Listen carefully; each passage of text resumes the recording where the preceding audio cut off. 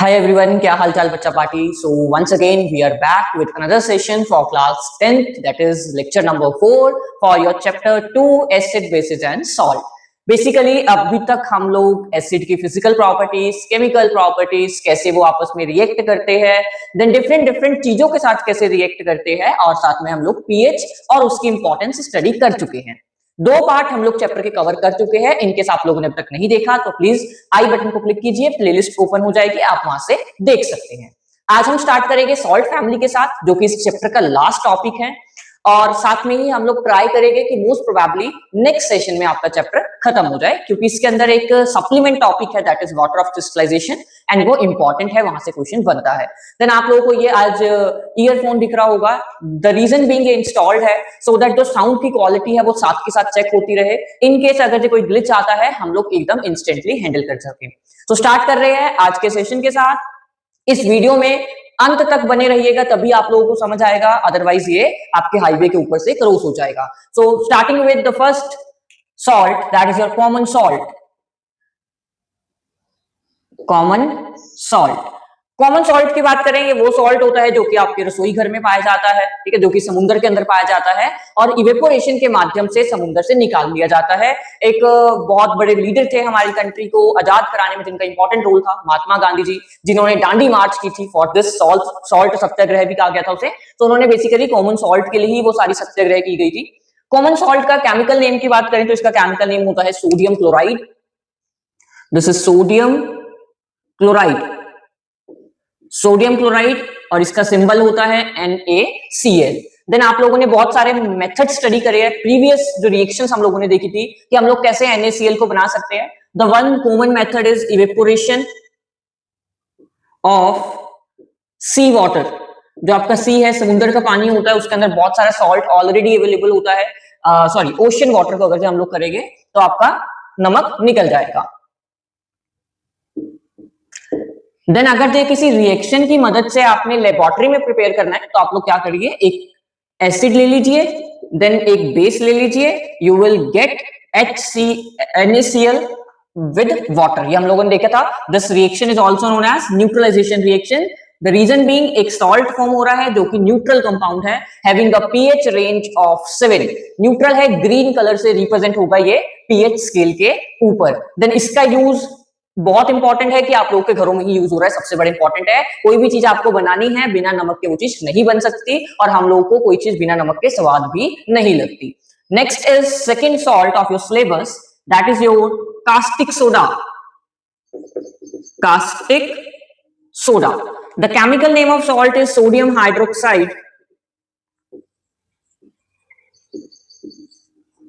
And the symbol is NaOH। So preparation की बात की जाए, अगर हम लोग NaCl के सॉल्यूशन को, एक्वा सॉल्यूशन को इलेक्ट्रिसिटी सप्लाई करवाते इसके अंदर, तो क्या होता है कि वहां पे डिकम्पोजिशन रिएक्शन होती है। NaCl को अगर हम लोग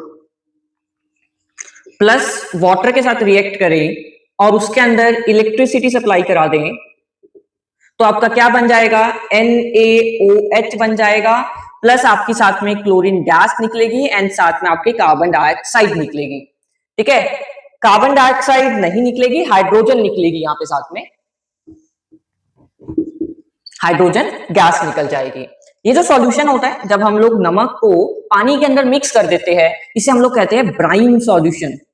this is a brine solution. ठीक है, ये इंपॉर्टेंट है क्योंकि कई बार क्वेश्चन सीधा ब्राइन सॉल्यूशन लिखा हुआ आता है आपको, brine, this is brine, brine solution. ठीक है, पेपर में कई बार आता है सीधा कि ब्राइन सॉल्यूशन क्या होता है, एक नंबर का क्वेश्चन आ जाता है। So you need to be aware about this, what is brine. ठीक है, ये सॉल्ट का सॉल्यूशन होता है पानी के अंदर, is your brine solution. Then हम लोगों के पास NaOH के भी यूजेस हैं, क्लोरीन के भी यूजेस है, और हाइड्रोजन गैस के भी यूजेस है। अगर हम स्टार्ट करें हाइड्रोजन गैस के साथ, मैं ये साइड यूज कर रहा हूं यूजेस लिखने के लिए। हाइड्रोजन के यूजेस क्या होते हैं? सबसे पहले तो it is used as fuel, used as fuel. जितने भी आपके रॉकेट्स होते हैं, एयरक्राफ्ट होते हैं, उनको तो फ्यूल चाहिए होता है, वो लाइट वेट चाहिए होता है। So hydrogen is used as fuel in case of aircraft. Then उसके बाद it is used in manufacture of ammonia. It is used in manufacture manufacturing of ammonia. Ammonia एक फर्टिलाइजर है जो कि सॉयल की फर्टिलिटी को इंक्रीज करने का काम करता है। कैसे यूज होता है? रिएक्शन होती है, when hydrogen react with nitrogen gas it results in the formation of ammonia gas. This is why hydrogen is used in formation of ammonia formation. Then second हमारे पास था क्लोरीन गैस। ठीक है, chlorine gas के uses अगर हम बात करें तो क्लोरीन बेसिकली वाटर ट्रीटमेंट में यूज होती है। आप लोगों ने देखा होगा, ये क्या होता है? ऑक्सीडाइजिंग एजेंट होता है जो कि सारे डस्ट को रिमूव कर देती है। तो बेसिकली सबसे पहले तो ये वाटर ट्रीटमेंट में यूज होती है। ठीक है, वाटर ट्रीटमेंट के बाद ये यूज होती है आपके जो आपके वो बनते हैं, पॉलीमर्स बनते हैं। ठीक है, used in manufacture of PVC stands for polyvinyl chloride. ठीक है, इस चीज की मैन्युफैक्चर में भी आपकी क्लोरीन गैस यूज होती है। देन उसके बाद पेस्टिसाइड्स में यूज होती है। और जो आपके CFCs निकलते हैं, chlorofluorocarbons from your coolants like refrigerators, air conditioner, वो भी क्या होता है? कार्बन के ही कंपाउंड होते हैं, क्लोरोफ्लोरोकार्बन्स जिसको हम लोग कहते हैं। देन उसके बाद हमारे पास लास्ट बचा है NaOH। NaOH का यूज रखने के लिए मेरे को सबसे पहले ये इरेज करना पड़ेगा। So I hope so you are done with this. ठीक है, I am erasing this. NaOH के यूज की बात करें तो ये as a soap and detergent industry में यूज होता है। ठीक है, पेपर मेकिंग इंडस्ट्री में यूज होता है। देन NaOH आपका एज अ डीग्रीसिंग मटेरियल की तरह यूज किया जाता है एंड आर्टिफिशियल मैन्युफैक्चरिंग में यूज किया जाता है।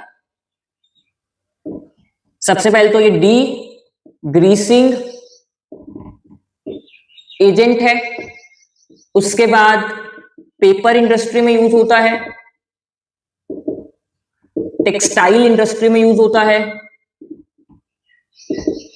एंड सोडियम, क्योंकि इसमें सोडियम है ना, जो आपके सोप्स एंड डिटर्जेंट्स होते हैं they are the basically sodium salts of long chain of hydrocarbons. ठीक है, तो इसलिए ये सोप्स एंड डिटर्जेंट इंडस्ट्री में भी यूज किया जाता है। ठीक है, सोप्स एंड डिटर्जेंट्स के बारे में हम लोगों ने डिटेल में भी स्टडी करना है in chapter number 4, carbon and its compound.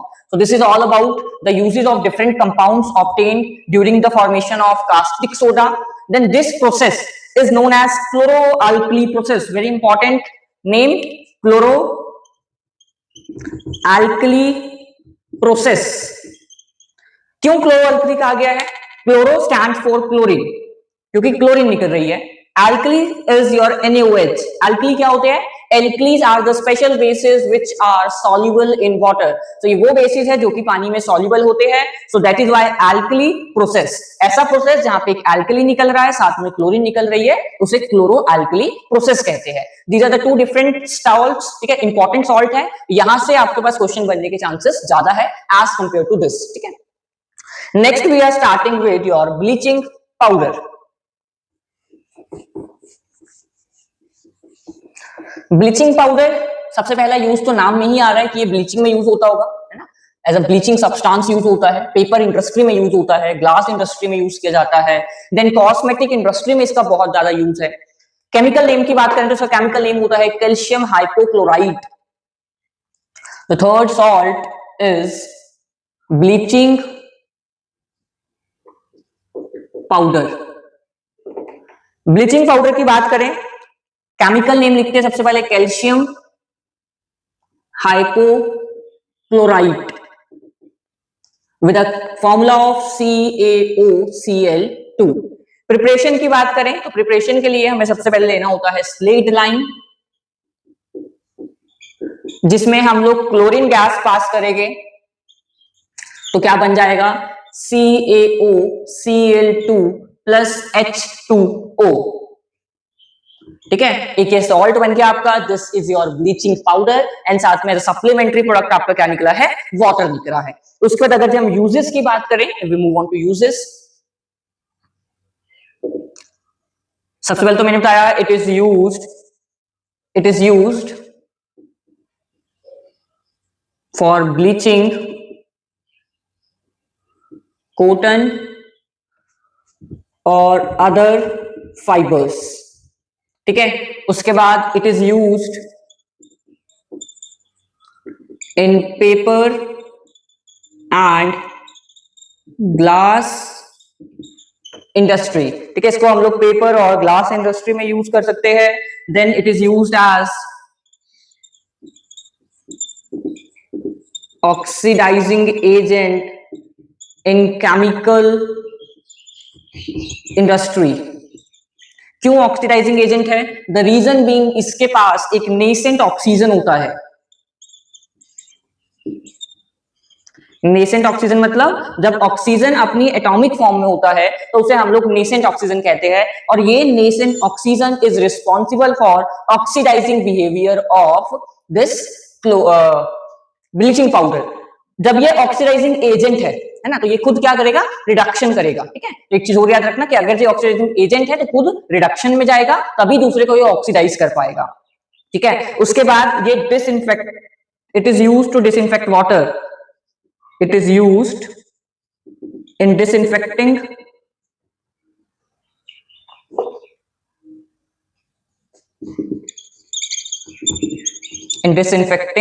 water। ठीक है, वाटर को क्लीन करने में भी ये यूज होता है। आपने घरों में देखा होगा क्लोरीन की टैबलेट्स डाली जाती है टू क्लीन वाटर, है ना। तो बेसिकली यहाँ पे भी ये जो क्लोरीन है ये ही रिस्पॉन्सिबल है फॉर डिसइंफेक्शन ऑफ वाटर। जो भी आपके डिसइंफेक्टेंट नेचर है वो इसी की वजह से आता है। देन 3 सॉल्ट हमारे पास बेसिकली रह गए। ठीक है, ब्लीचिंग सोडा रहता है, ब्लीचिंग तो हो गया, बेकिंग सोडा रहता है, बेकिंग पाउडर रहता है एंड वाटर ऑफ क्रिस्टलाइजेशन रहता है। 3 टॉपिक्स रहते हैं। 3 मैंने आज खत्म कर दिए, 3 मैं कल खत्म करूंगा, ताकि ज्यादा लंबी वीडियो भी ना बने, आपके ऊपर भी कोई लोड ना हो, आप भी बड़े आराम से स्मूथली लर्न करते रहिए। ठीक है, so this is all about bleaching powder, caustic soda and your common salt. In case आपको इन तीनों में से किसी की भी प्रिपरेशन में, यूजेस में डाउट है, आप कमेंट सेक्शन में बताइए, हम आपको रिप्लाई बैक करेंगे। कल के सेशन में हम लोग baking soda, baking powder and water of crystallization along with gypsum and POP खत्म कर देंगे। ठीक है, सो सब्सक्राइब कर दीजिए चैनल अगर आपने अभी तक नहीं किया। इस वीडियो को लाइक कीजिए एंड शेयर कर दीजिए अगर आपको वीडियो अच्छी लगी हो तो। Thank you.